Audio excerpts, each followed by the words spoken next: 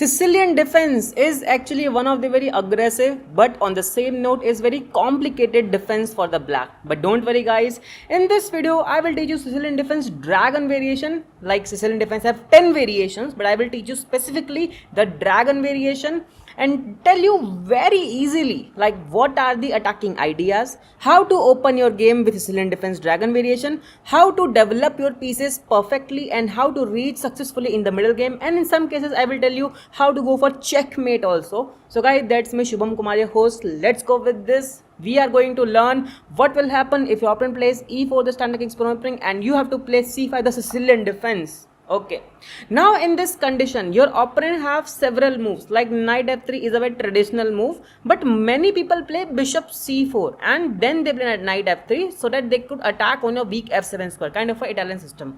So let us just first discuss the bishop c4 maneuver, like it's very common move. Then you have to play knight c6, your normal Sicilian defense variation. They play knight f3, you play g6 going for a fianchetto. It's called the Sicilian defense dragon variation. It is actually termed on some kind of constellation, like it does look like a constellation here, so that's why it is called Sicilian defense dragon variation. Now if they try to attack you from knight g5 and threaten a checkmate in one, because bishop captures and f7 is just a checkmate, so you understand the thing, you haven't played e5 yet and therefore you could simply play e6. Now there is nothing that white can do, and the knight to g5 is just wastage of his move, because it actually helps you in your development. If you play bishop g7, you could develop your knight to e7 so that knight won't become a hindrance for the dark square bishop. That's perfectly fine. Here many people try to attack you with queen to this f3, threatening a checkmate another time, like once more, and that's a blunder. It's why it's a blunder, because they forgot that the knight is hanging and now again there is no checkmate incoming. And now, like, I don't know what to say, but in the Leech's database it's 31% people, 26,000 people plays d4 trying to attack our queen, but they forgot that it's a double-edged sword. We could also attack the bishop, and then moment like, okay, that's not a good move, of course, queen has to go there. You could trade the queens off, that's perfectly fine for you. If they don't play knight to g5, they could play knight c3, not going for the main line but just developing their pieces. We play bishop g7, they go for a kingside castle, we have e6. Why e6? Like I haven't told you, right? If you play knight f6 in this position, they might play e5, and since both the squares are covered by the white pieces, if you try to play knight g4 attacking the pawn, but it's a mistake, because here comes a very great and bold sacrifice by the white. It's a bishop sack, king captures, knight check, because you can't take the knight, there's a pawn blockade, you have to move back and then the queen will capture your knight. So white actually grants one pawn and your rook is kind of a trapped here. It is actually not present on the board, it's just lost.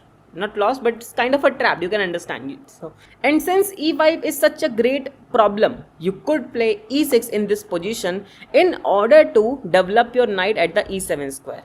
They play d3, you develop your knight, and here comes bishop to this e3, the most played move. You simply play d5 heading on the center, they take, you take, and now this bishop is hanging.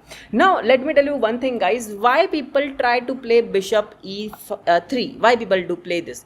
People play this because they want to attack this lone c5 pawn. Yes, bishop e3 attacks the pawn which is actually hanging right now. You are not defending it anyway. But guys, of course, you don't have to defend this pawn when you can attack it. To attack is the, like, offense is the best defense, right? So they capture, you capture, now the bishop is hanging, so that's like bishop goes away, and here comes a very great pawn fork, d4. It's just done. Like you capture it, they capture it. Okay, you could take it with the queen and bishop, whatever you want, and that's perfectly fine for you. But in this position, the best move could be knight to e4. Then you capture the bishop, they capture it, and then the position will continue. You will actually enjoy your superior position. You have won a full piece. You are ahead by 2 points. Okay guys, let's come back to the starting position where we discussed bishop c4, kind of funny move in the Sicilian defense, but let's do something good, something traditional. We have knight to f3, the traditional move. You could play d6 defending the pawn, because that's what the Sicilian defense dragon variation looks like, kind of a constellation. But you can also play knight to c6. Okay, let me just start with knight c6, the very traditional move. After knight c6, your opponent could simply attack in the center, or he could play bishop to b5, pinning your knight, not pinning, just attacking your knight. It's kind of a Rui Lopez tactic, but we will discuss both. We have d4, you capture, they capture, and do not take the knight with the knight, because that will actually develop your opponent's queen. This will make your opponent more active. Therefore, do not take. Instead, develop g6, preparing for the fianchetto. You may ask me, like, what will white do? White can simply develop his knight to c3. That's what people do. Bishop to this g7. Now again you might ask, what will happen if knight captures us instead? Let's see. If knight captures knight, you don't have to take the pawn with the knight with the pawn, because that will lead to a queen trade and you will lose the castling rights. Therefore, take it with the b pawn. That will give you two advantages. First, the bishop is actually attacking on the dark square diagonal. That's perfectly fine. Second, we have a semi-open rook file, which actually makes the b2 pawn more vulnerable. Like, it's very good. They play bishop c4, and then you play knight to this f6. In this condition, if they try to attack, what will you do? Tell me. What will you do if you try to attack? Therefore, that's the only reason you don't play knight f6. You play d6, defending this e5 square. Now they develop the queen, threatening to go for a checkmate in one. Okay, yes, it is it will not be checkmate in one, right? King can simply escape, but that will be a problematic situation. Therefore, play knight f6 so that it won't become a hindrance. They simply pin you, like attack your knight, you go for a castle. Now your king is safe, perfectly fine. And in this condition, I don't know why, like 43% people plays, like 26,000 people plays queenside castle. Like, why? And that's a blunder. It's a blunder because a very crazy move. It's bishop to g4, like it's a skewer. Queen moves away, you will win a material, right?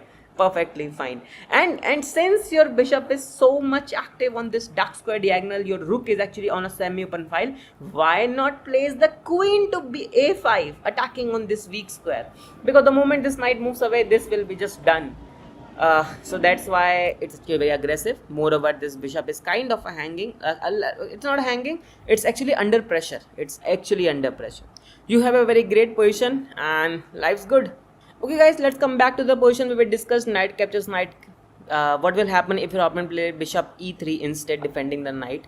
You could play knight to f6, fine, because the moment pawn comes, you will capture the pawn with the knight. So you have a great advantage here. Let's say they play queen to d2 just to attack on this weak h6 square. We don't care actually, we go for a castle. They also go for a queenside castle. So basically, many people will tell you how to defeat the Sicilian defense dragon variation. Like in this condition, there is a very, like, not a good tactic, but there are like very popular tactic that white always try to pull. It's basically like if you play something dumb things like a5, it's actually a blunder. It's blunder because we have this attack and you don't trade it. Instead you play it's just done because let's say captures, then knight captures knight, pawn captures knight, you have queen captures queen, rook captures queen, and rook captures rook. That actually leads to something like a loss of a rook. You lost a full rook here and you are down by 5 points. So that is the point.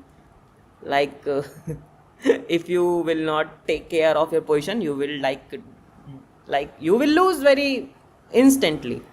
So therefore, you first have to deal with this bishop h6 attack. Moreover, there is h4 also. Like after h4, there is a h5, and then this whole pyramid of the pawns will simply broke apart. So what to do? Knight g4 is your answer. Defending this h6, attacking this weak bishop, like it's a very active bishop. And since we have a dark square, they don't have a dark square, our bishop is very superior and actually very good for us. To defend this attack, like if they play something like bishop to this f4, it's a blunder. Why it's a blunder? Because knight and bishop both are attacking the central knight twice. Therefore, bishop to f4 is not a good move. They might try to do something like knight captures knight, pawn captures knight, and now they may try to play bishop to this d4 in order to go for a trade. But here comes a twist. You don't attack the bishop. Instead, you attack the queen, but you pin it also as well. Like the queen is now pinned. So therefore, they might try to pull something like f4 to make a barrier in front of the queen and the bishop. But you then play e5, attacking the bishop, attacking the pawn. If this capture, you know it's done. Therefore, what to do? like bishop goes away, then you capture it, they capture it, and then you play bishop take the pawn at f4. They have to take it, you take it, and then you won a free queen. Congratulations.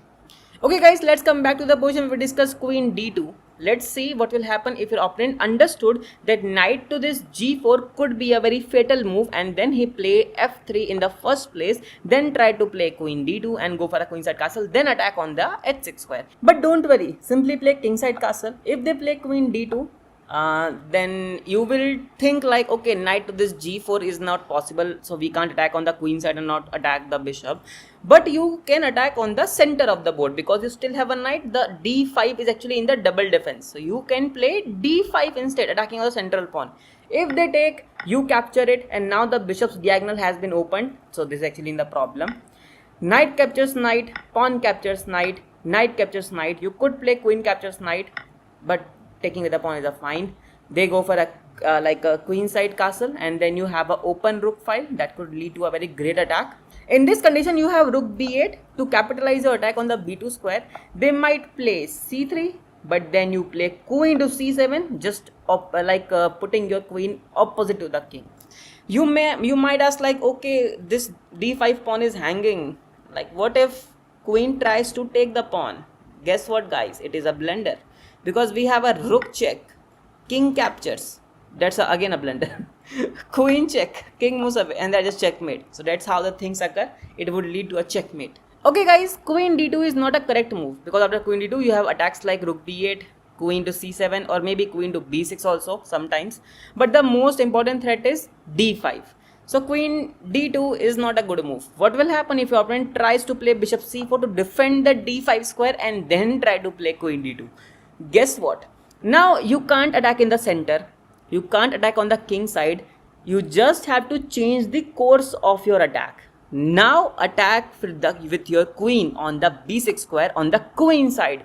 So Sicilian defense actually offers you variety of the attacks. If they try to pull something like knight captures knight, they will simply lose the bishop. Let's say they defend, you capture. Like let's say of course king captures, that the fine move, then you will recapture the knight, so you want a free piece here. That's perfectly fine. Now white understood that b2 pawn is under pressure, so they play bishop to b3 to defend against it. What could you play? You could do something like knight captures the pawn at e4. That would lead to a very cool question, like why knight sacrifice? It's not a knight sacrifice because we are attacking the center thrice, meanwhile white defended only twice. So even if they take our knight, we want a full pawn here. That's perfectly fine. Let's say knight captures knight. We have bishop captures, bishop captures. You could take it with the queen, but taking it with the knight is fine because then you attack the bishop as well. If the bishop moves somewhere else, you will take the pawn instead. So that's perfectly fine. Therefore, pawn will defend. You take the bishop, queen captures, and then you have a check here. King moves away. And in this condition, you have a very great move. It's actually b6. Now, b6 leads to development of bishop on the a6 square. Now, guess what, guys? Of course, there is one more thing. Like b6 lead to development of bishop at the b7 square as well. Now, white may think, okay, since bishop is going to b7, this pawn will be hanging. So, let's play queen to this b5, defending this pawn and like attacking this pawn the moment bishop moves away, and also defending the a6 square. In this condition we have a5 also, and then that will lead to a problematic because that will lead to a pinning the queen to the king. There are multiple options, but the very profound and very like zabardast and very great option is that d5 hitting on the knight, and that would lead to deflection of this queen. So queen captures, bishop check, pawn defense, and you could take, but that will lead to a blunder, and therefore guys, use your rook, attack the queen. White tries to attack our queen, but you simply have to slide back. Then they try to offer a trade. You don't want to trade because you have a check here. King moves away, and yes, you could now trade. So knight captures knight. Now if you think like this pawn is hanging, rook can simply capture this pawn. Okay, not now. We have to play something like that. Okay, we will take the pawn. Now let's say if you think like, okay, this pawn is hanging, white will take this pawn. Okay, what you did, but guess what? It's what white did, because now he will lose a rook and this pawn as well. Perfectly fine. Okay guys, let's come back to starting position where we discussed d4. It's very long way, right? So we have bishop b5 attacking the knight. It's kind of a Ruy Lopez tactic. What to play? g6, because we are in a dragon variation. They take, we capture. They go for a king side castle. We have a bishop g7, c3, knight f6, and that's perfectly fine. If they try to do something like this attack, there is no problem because you can simply shift your knight to d5. There is a defense here. That's perfectly fine. Therefore, white won't play e5. Instead, white could play something like rook e1, defending this whole file. So what can you do? You can go for a castle. They have d4 attacking in the center. You capture, they capture. They have a good central pawns here, right? Good boy pawns. You could simply hinder these pawns presence by playing d6, because now after e5 you can simply capture it. If they don't play rook e1, then you can directly play d4. They take, we take, they take. Now this pawn is hanging. You can understand, right? Okay guys, let's come back to starting position where we discussed like multiple things. We have knight f3, and this time we will go with d6, called the modern defense, like Sicilian defense modern variation. And of course we are going for the accelerated dragon as well. मजा आएगा इसमें. So we have d4 captures, knight captures, and then you simply play knight to this f6, attacking on the central pawn. They develop, we play g6, they develop their bishop, we have bishop g7. It's called the Sicilian defense dragon variation because it is making this constellation. So we have f3, just stopping the knight's attack. Then we have knight development. If they play queen d2 and try to go for a queen side castle, guess what? We are going for a castle here. They play bishop, we have bishop d7, just a development. Then they go for a castle, and guess what? You have successfully reached in the middle game phase. Your development has been completed. You simply play queen c7 and the rooks will get connected. So that would make your complete development. The position is actually fine, and just use all the tactics I have taught you, because since you can't attack on this square, you can't attack on the middle. What you know what to do? Attack on the queen b6 on the queen side. Attack with queen b6 on the queen side. That will be your plan of action. Okay guys, it's time for us to discuss some of the odds against the Sicilian defense. If your opponent plays e4, you play c5, then some people might try to play d4. It's called the Smith-Morra gambit. You take, and then we have pawn to c3. They expect you to take this pawn as well, but you know guys what chess is about. Chess is not about the pawns. Chess is about the technique, the tactic, the brilliancy, the mind, the development, and to capture the king, not the pawns. Therefore, we have d5 instead to attack the central pawn. They take, and then you don't take it with the queen, but take use a knight to attack the pawn. They capture, you capture, and everything is actually done for. There is nothing left for them to play anything regarding the Sicilian defense Smith-Morra variation, because the queen's file is simply blocked. So there is no something like this incoming in the near future. You are good to go. Let's discuss one more thing which actually I personally like the most to play against Sicilian defense. It's called the c3 Alapin variation. The moment we have c3, you still have to do the same thing. Play d5, attacking in the center. If they take, don't take it with a queen, just develop the knight, perfectly fine. They attack their pawn. Pawn captures. If queen captures, then don't take it with the knight, simply take it with a queen. They take, you capture, and if they attack, simply move away your knight, attack the bishop instead, and that will be fine move for you. So guys, this was the Sicilian defense dragon variation. I hope you have liked this video. I hope you have understood what Sicilian defense dragon variation actually is. And if you like this video guys, then do like, share, comment and subscribe channel, and I will meet you in the next video. Till then, take care.